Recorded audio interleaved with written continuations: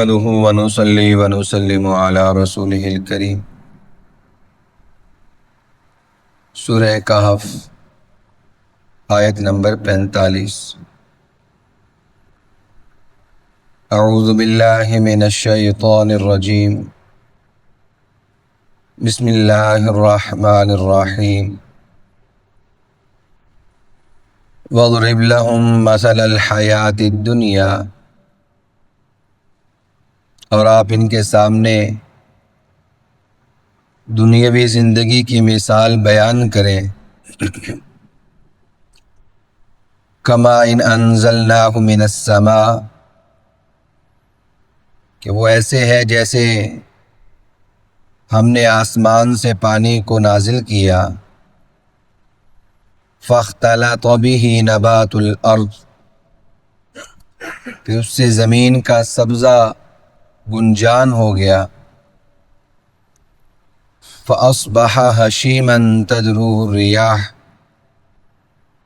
پھر وہ چورا چورا ہو کر ہواؤں کے ساتھ اڑنے لگا، پھر وہ چورا چورا ہو گیا، ہوائیں اسے اڑانے لگیں۔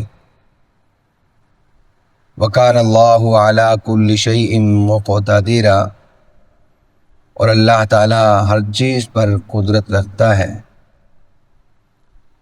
المال والبنون زینۃ الحیات الدنیا، مال اور اولاد دنیاوی زندگی کی رونق ہیں۔ والباقیات الصالحات خیر عند ربک ثوابا وخیر املا، اور رہ جانے والے نیک اعمال تمہارے پروردگار کے ہاں بدرجہ بہتر ہیں ثواب کے اعتبار سے، اور بدرجہ بہتر ہے انجام کے اعتبار سے۔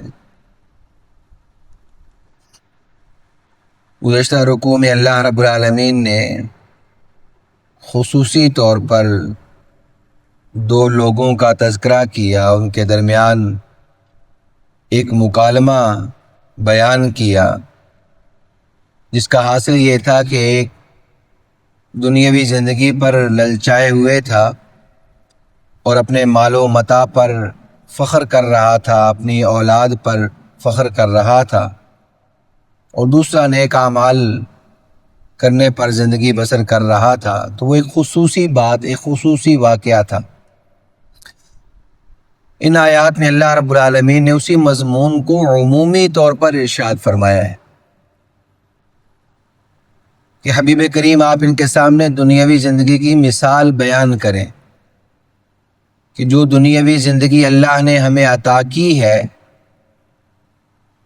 پیدائش سے لے کر اس دنیا سے رخصت ہونے تک جتنی بھی زندگی ہے یہ ہماری، ہمیں اس کو مثال سے سمجھائیں، ان کے سامنے بیان کریں کہ اس دنیاوی زندگی کی حیثیت کیا ہے۔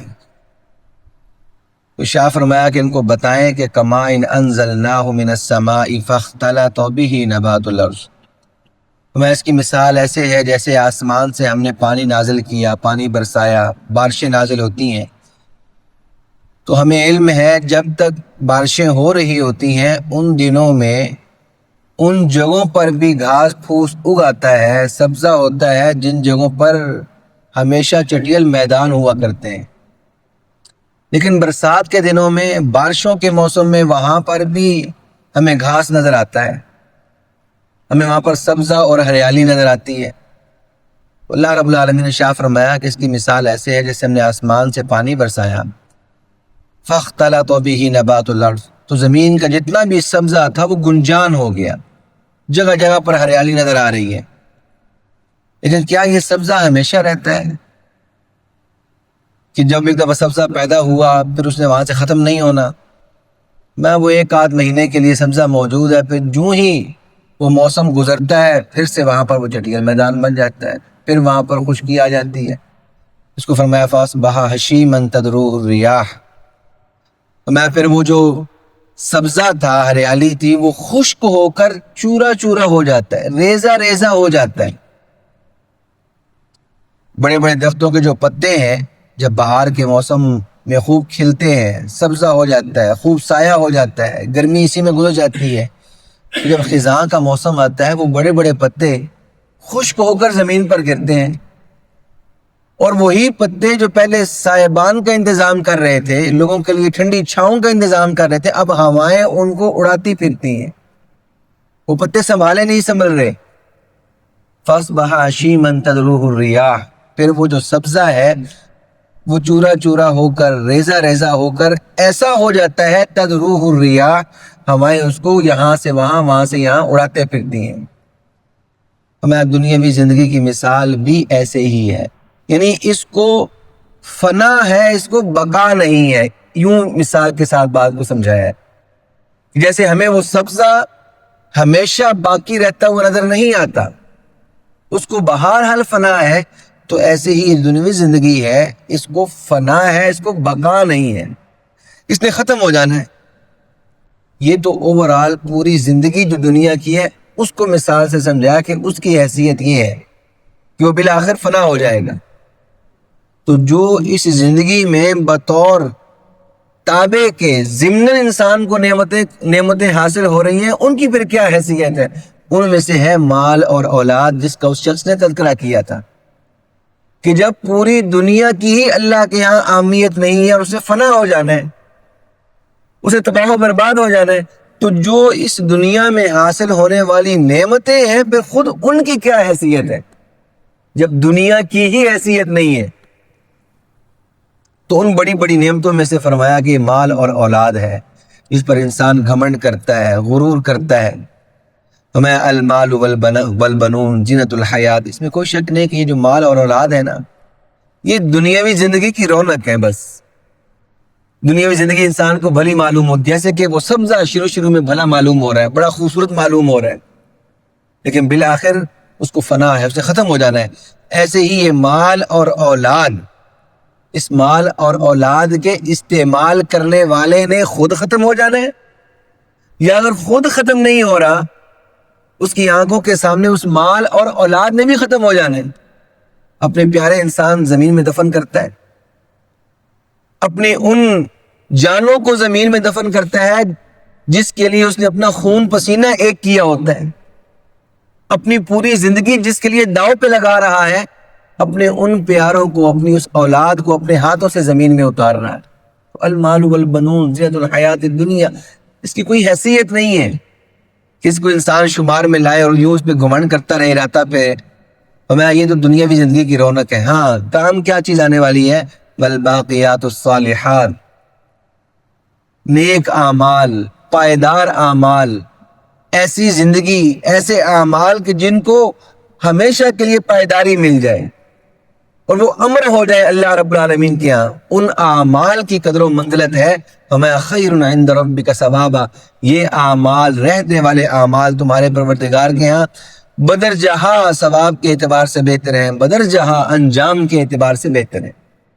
رسول اللہ صلی اللہ علیہ وسلم نے ارشاد فرمایا کہ جو الباقیات الصالحات ہے، یہ سبحان اللہ، الحمدللہ، اللہ اکبر، لا الہ الا اللہ، لا حول ولا قوت الا باللہ، آپ صلی اللہ علیہ وسلم ارشاد فرمائیں کہ ساری کی ساری جو چیزیں ہیں یہ باقیات الصالحات ہیں۔ اللہ کا ذکر، اللہ رب العالمین کی حمد و ثنا، اس کی توصیف، اس کی تعریف، اس کا شکر گزار ہو کر رہنا، یہ باقیات الصالحات ہے۔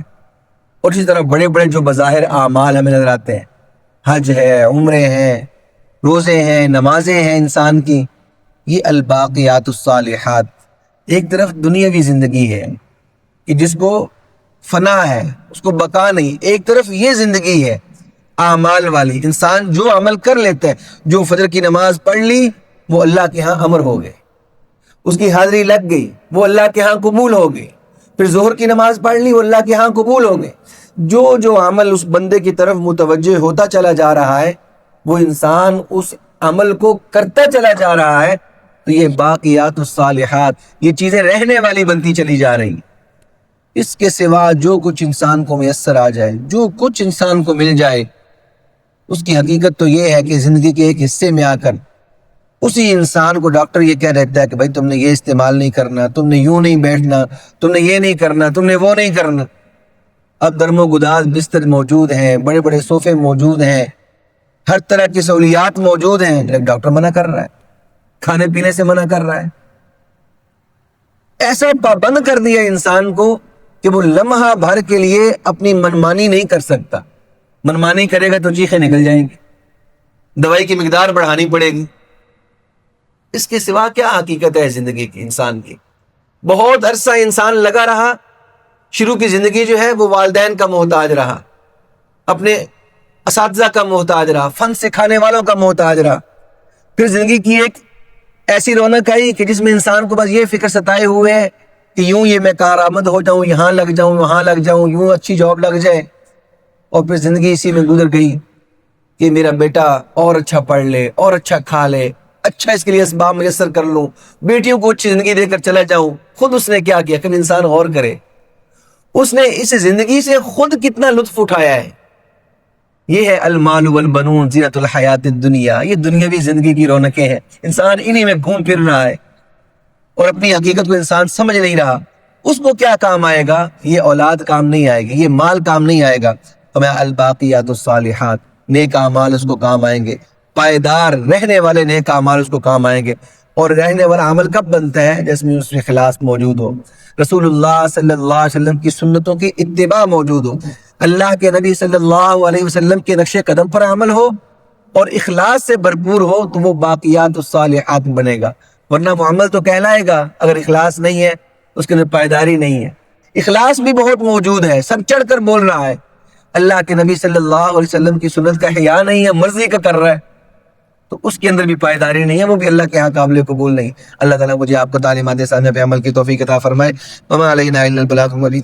الحمدللہ رب العالمین والصلاة والسلام علی سید الانبیاء والمرسلین رب ارحمہما کما ربیانی صغیرا ربنا هب لنا من ازواجنا وذریاتنا قرۃ اعین واجعلنا للمتقین اماما۔ اللهم انا نسألك الصحة والعفة والامانة وحسن الخلق۔ اللهم ارنا الحق حقا وارزقنا اتباعه، وارنا الباطل باطلا وارزقنا اجتنابه۔ وصلی اللہ تعالی علی رسول النبی الکریم وعلی آلہ واصحابہ اجمعین، آمین برحمتک یا ارحم الراحمین۔